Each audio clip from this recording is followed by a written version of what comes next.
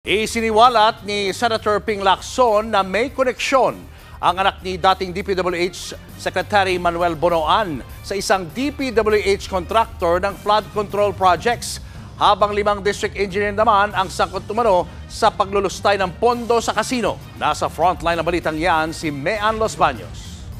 Base sa mga dokumentong matindi ang ibinunyag ngayong araw ni Senate President Pro Tempore Ping Lacson ang tinaguriang BGC Boys o Bulacan Group of Contractors na binubuo daw ng 5 opisyal ng DPWH Bulacan 1st District na sinangkot sa paglulustay ng pondo sa kasino. Parang nakinikinita ko na, Mr. President, na nagtatawanan pa ang mga matatalinong gagong matching na ito habang nagbibiyahe papuntang kasino, dala ang kwartang kinulimbat habang naglilimas ng tubig baha, papalabas ng kanilang mga bahay ang mga pobreng taga Bulacan. Kabilang sa BGC Boys, sina District Engineer Henry Alcantara, OIC District Engineer Bryce Hernandez, ADE JP Mendoza, Engineer RJ Dumasig at Edric San Diego na umunoy gumagamit pa ng alias at peking ID para makapasok sa mga kasino. Ayon kay Lacson, umabot sa halos 950 million pesos ang kabuuang talo nila sa kasino mula sa Metro Manila hanggang Cebu at Pampanga. Pinakamalaki, 435 million pesos kay Hernandez at 418 million pesos kay Mendoza. Habang lubog pa rin sa tubig baha ang mga taga Bulacan dahil sa mga pangungurakot na mga ito, sige pa rin ang pagpapasasa ng BGC Boys sa pagwawaldas ng pera ng taong bayan. Walang kahiya-hiya sa katawan. Wala pong konsyensya ang mga ito, Mr. President.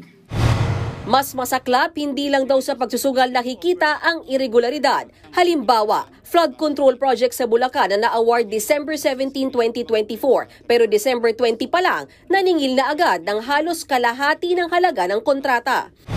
May pambihirang talento at unusual speed pala ang mga taga-Sims Construction.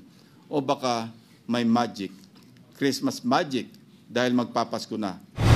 Pagdating ng March 2025, ipinresenta ni Lacson ang mga litrato ng proyekto na halos walang pinagbago.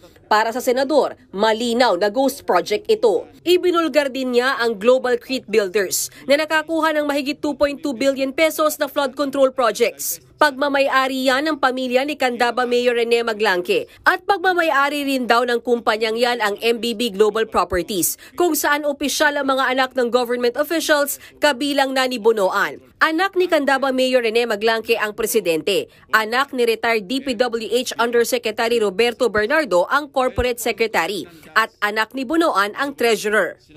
Kaya naman pala ang palaging depensa ni dating DPWH Secretary Bonoan, isolated case lang daw. Ayaw na siguro ni Bonoan na maungkat pa sa investigasyon ang Global Crete. Wala pang pahayag sina Bonoan at Maglanque. Nanawagan naman si Lacson na sampahan ng kaso ang lahat ng sangkot na kontratista, DPWH officials o mambabatas man. Nagbabalita mula sa Frontline, Mean Los Baños, News 5. Mga kapatid, Julius Babaw po. Para sa komprehensibo at makabuluhang balitaan at talakayan, mag-follow at mag-subscribe na sa social media pages ng News 5.